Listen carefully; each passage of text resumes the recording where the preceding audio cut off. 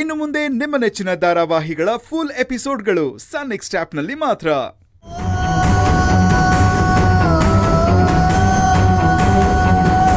ನನ್ನ ಮನ್ಸಲ್ಲಿ ಮಾತ್ರ ಅಲ್ಲ, ಈ ಭೂಮಿ ಮೇಲೆ ಇದ್ದಾಳೆ ಅತ್ತೆ. ನೋಡಿ ನೋಡಿ, ನಾನು ಬದುಕಿದ್ದೀನಿ ತಾನೆ, ನಾನು ಉಸಿರಾಡ್ತಾ ಇದ್ದೀನಿ ತಾನೆ. ನನ್ನ ತಂಗಿನೇ ನನ್ನ ಉಸಿರು. ನಾನು ಉಸಿರಾಡ್ತಿದ್ದೀನಿ ಅಂದ್ರೆ ನನ್ನ ತಂಗಿ ಬದುಕಿದ್ದಾಳೆ ಅಂತ ಅರ್ಥ. ಅದು ಯಾಕೆ ನಿಮ್ಗೆ ಯಾರಿಗೂ ಅರ್ಥ ಆಗ್ತಾ ಇಲ್ಲ?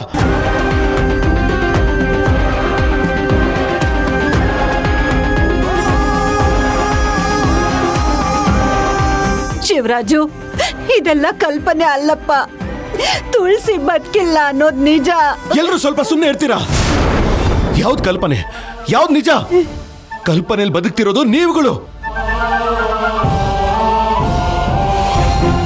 ಪುಟ್ಟಿ ಬದುಕಿದಾಳೆ ಅನ್ನೋದೇ ನಿಜ. ಒಂದ್ ತಿಳ್ಕೊಳ್ಳಿ, ನಿಮ್ಗೆಲ್ರಿಗೂ ಆ ದೇವ್ರು ಒಂದೊಂದು ಉಸಿರು ಕೊಟ್ಟಿದ್ದಾನೆ. ಆದ್ರೆ ಇಲ್ಲಿ ನನಗೂ ನನ್ನ ತಂಗಿಗೂ ಸೇರಿಸಿ ಒಂದೇ ಉಸಿರು ಕೊಟ್ಟಿದ್ದಾನೆ.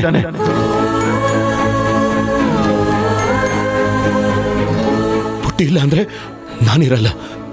ನಾನು ಇದೀನಿ ಅಂದ್ಮೇಲೆ ಇವಳು ಇರ್ತಾಳೆ. ಅವಳೆಲ್ಲೋ ಇದ್ದಾಳೆ, ಬರ್ತಾಳೆ. ಶಿವರಾಜು, ಎಲ್ರು ಈಗಾಗ್ಲೇ ಬಾಳ ನೊಂದ್ಕೊಂಡ್ಬಿಟ್ಟವ್ರೆ ಕಣಪ್ಪ. ನೀನ್ ಹಿಂಗೆಲ್ಲ ಮಾತಾಡಿ ಇನ್ನೂ ನೋಯಿಸ್ಬೇಡ. ಅಂದ್ರೆ ಏನ್ ನೀವು ಹೇಳ್ತಿರೋದು? ನನ್ನ ತಂಗಿ ಬದುಕಿದಾಳೆ ಅಂದ್ರೆ ನೀವು ನಂಬ್ತಾ ಇಲ್ಲ ಅಲ್ವಾ? ಅಯ್ಯೋ, ನೀನಿನ್ನೂ ಭ್ರಮೆಲಿದ್ಯಾ? ತುಳಸಿ ನಮ್ಮನ್ನೆಲ್ಲ ಬಿಟ್ಟು ಯಾವಾಗ್ಲೂ ಹೋಗ್ಬಿಟ್ಟ.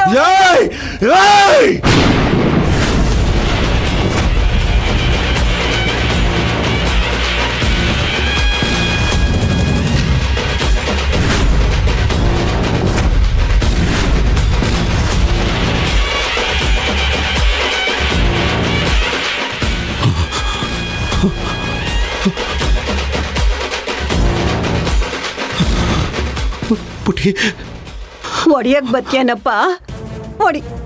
ನಿನಗೆ ಎಷ್ಟು ಬೇಕೋ ಅಷ್ಟು ಹೊಡ್ಕೋ. ನೀನ್ ನೋವು ಕಡಿಮೆ ಮಾಡ್ಕೋ.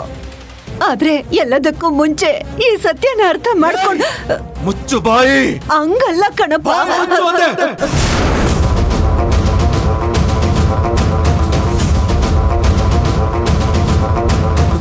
ಅಯ್ಯೋ, ಕ್ಷಮಿಸ್ಬಿಡಮ್ಮ. ನೀವು ಹಾಡಿದ ಮಾತಿಗೆ ಕೋಪ ತಡ್ಕೊಳಕ್ಕಾದ್ದೆ ನಿಮ್ಮ ಮೇಲೆ ಕೈ ಮಾಡಕ್ ಬಂದ್ಬಿಟ್ಟೆ. ಇನ್ನೊಂದ್ಸಲ ಪುಟ್ಟಿ ಸತ್ತಿದ್ದಾಳೆ ಅಂತ ಹೇಳ್ಬಿಡಿ. ಇವಳು ಬದುಕಿದ್ದಾಳೆ, ಜೀವಂತವಾಗಿದ್ದಾಳೆ.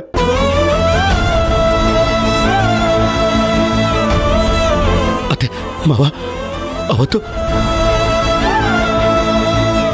ಯಾವುದೋ ಹುಡುಗಿ ದೇಹ ತಂದು ಸುಡ್ಬೇಕಾದ್ರೆ ನನ್ನ ಪುಟ್ಟಿ ನನ್ನ ಕಣ್ಮುಂದೆ ಬಂದು, ಅಣ್ಣ ನಾನು ಸತ್ತಿಲ್ಲ ಅಣ್ಣ, ಬದುಕಿದ್ದೀನಿ, ಬಂದು ನನ್ನನ್ನು ಕಾಪಾಡು ಅಂತ ಹೇಳಿದ್ಲು.